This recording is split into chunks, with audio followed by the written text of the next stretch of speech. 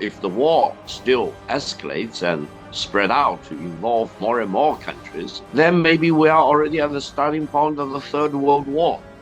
If the Third World War really happens, there will be no winner at all. And if you still want to pour more fuel onto the fire, it may escalate into a larger war, a regional war, or even a global war.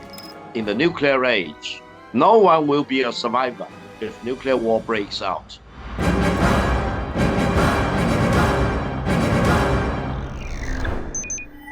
Well, first of all, up to today, I think the United States and Israel have already been failures in this war. Why?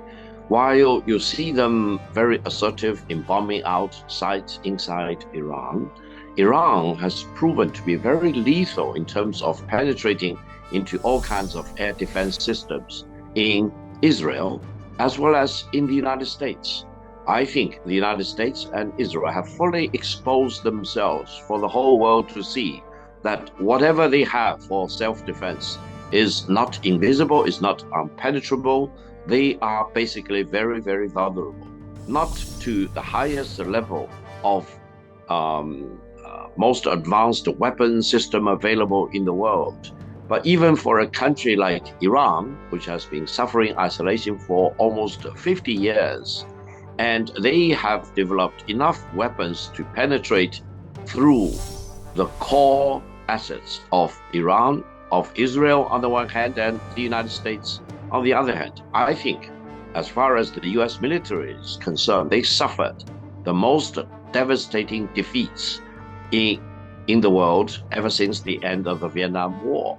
So I think the United States should really start to ponder whether they should always use war as their first choice.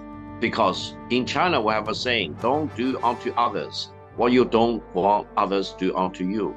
So I would say, if you want to use war as your first priority, war will come your way. And if you want to wipe out another country, a proud nation as Iran, you may be wounded or damaged significantly. Look at what's happening in Israel. I read reports by some Israeli journalists who claim that they are the victims. Yes, of course, they suffer the consequences of the war initiated by Israel and the United States, but they are the aggressors. They should face the consequences of their country launching wars of aggression against another country. I hope the war will stop today, if not yesterday, and I hope we should all go back to negotiations and diplomacy, etc. For anyone, for any country, try to turn the table on diplomacy while negotiation is still ongoing and to launch surprise attack against other countries. They are probably as guilty of their decency, morality, and justice as the Japanese surprise attack on Pearl Harbor in 1941. So keep that in mind. You want to do the honorable thing in the world. You want to do acts of decency and dignity and honor, rather than, for example, launch surprise attack and betray the spirit of diplomacy. Therefore, I think the war should end immediately. Now, if the war still escalates and spread out to involve more and more countries, especially larger countries, then maybe we are already at the starting point of the Third World War. And allow me to mention, if the Third World War really happens, there will be no winner at all in the Third World War. Mankind will face Armageddon. Therefore, for anyone, any warmongers, the Prime Minister of Israel, you should wake up. You do not know what you are working on.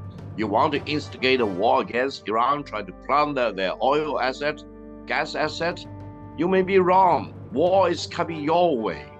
And if you still want to pour more fuel onto the fire, it may escalate into a larger war, a regional war, or even a global war.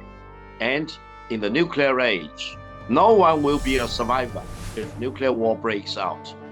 It is time to stop this mad war immediately. Now, if they are willing to use China for the good offices, I would strongly support my government to play a role in mediation, in bringing Iran and the United States together. I know Prime Minister Netanyahu wanted to have this war for 40 years. It's the crazy party, it's the guilty party. He wanted to not only instigate this war, he also wanted to bring the United States into the war, even pushing the United States into the abyss of this war.